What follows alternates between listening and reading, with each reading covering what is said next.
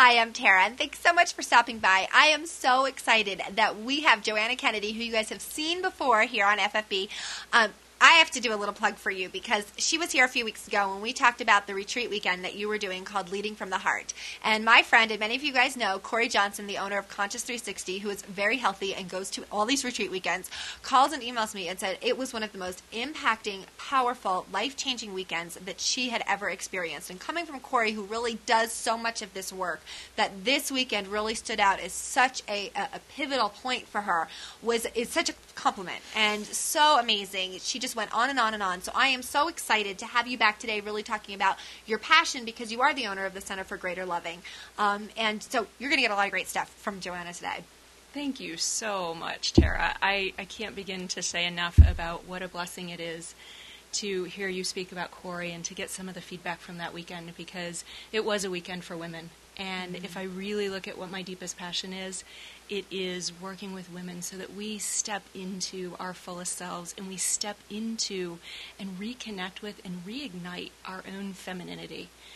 And as a support to that is working with the men as well, so that they know how to be with us in a way that supports us to be even greater in our fullness and to step more into our radiance and our beauty and our fullness and our power.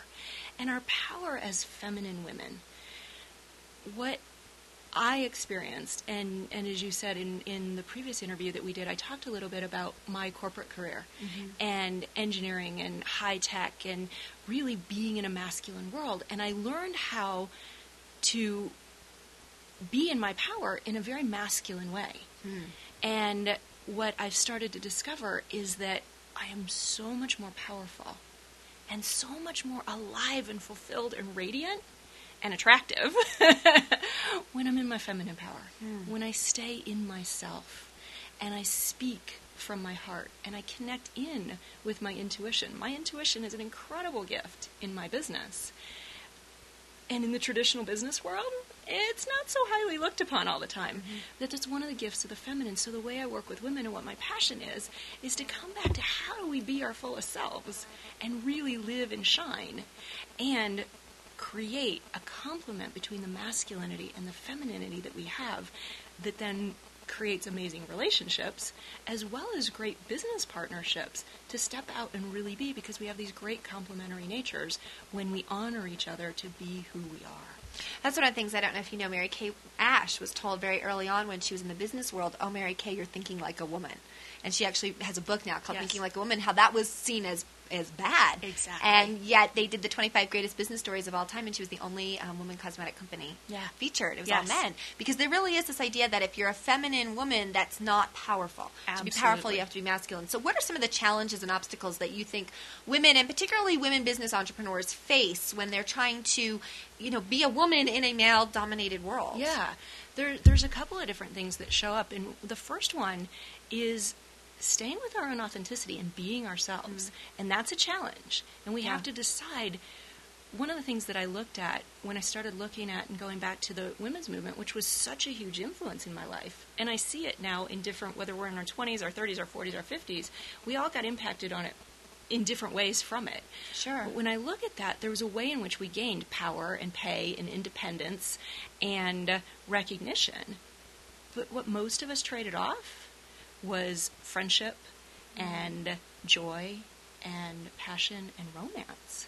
And so the challenges that we face are really about coming back to how do I be authentic in myself and let myself have needs and let myself be vulnerable. And in our vulnerability, our radiance can come through, our light can shine through. What we end up doing is putting on, and you may recognize this, let me know if you do, is that I've got it all together, I've got it figured out, I don't need anybody, I don't need anything, I don't need you, I can do it.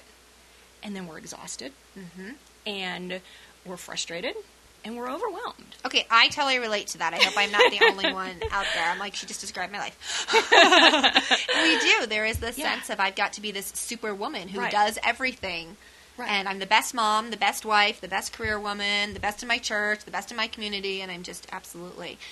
What are some specific things that you do to help women? We only have a couple seconds left, but just a couple of quick things. Absolutely. So I've got the workshops that we talked about. I do some group work. I do one-on-one work, and really want to come together with men and women to help them move through what are the blocks to reconnecting with that essence? What are the blocks to creating great relationships where we are honoring the masculine and feminine? Working with people in the areas of sexuality, in the areas of intimacy, in the areas of personal power, and authentic personal power, and really living in joy and love and passion. So those are the things that I can offer. Well, you can check out more about Johanna and the work that she does at her website, and I encourage you to check out these weekends that we're just getting this incredible feedback on. So thank you so much for stopping by again today. I really appreciate you and just all that you're doing. And thank you for being here. We will see you next week, and if you haven't, go back and watch Johanna's other video. Have a great week.